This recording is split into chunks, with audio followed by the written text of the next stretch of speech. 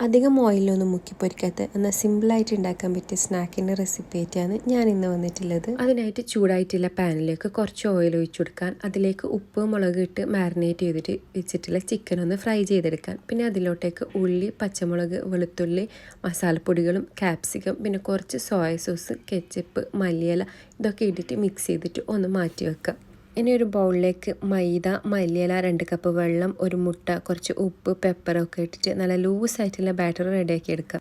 അധികം ചൂടാവാത്ത പാനിലോട്ടേക്ക് കുറച്ച് ബാറ്റർ ഒഴിച്ച് കൊടുത്തതിന് ശേഷം ഒരു ദോശ പോലെ ചുട്ടെടുക്കാൻ, പിന്നെ അതിൻ്റെ സൈഡിലായിട്ട് ഫില്ലിങ്ങും ചീസും ഒക്കെ ഇട്ടിട്ട് ഈ വീഡിയോയിൽ കാണുന്നത് പോലെ അതൊന്ന് മടക്കിയെടുക്കാൻ, പിന്നെ അതിൻ്റെ സൈഡ്സൊക്കെ ഒന്ന് ഒട്ടി നിൽക്കാൻ വേണ്ടിയിട്ട് മൈദ വെള്ളം കൂടി തിക്ക് പേസ്റ്റ് ആക്കിയിട്ട് എല്ലാ സൈഡിലും ആക്കി ഒന്ന് ഒട്ടിച്ചു കൊടുക്കുക.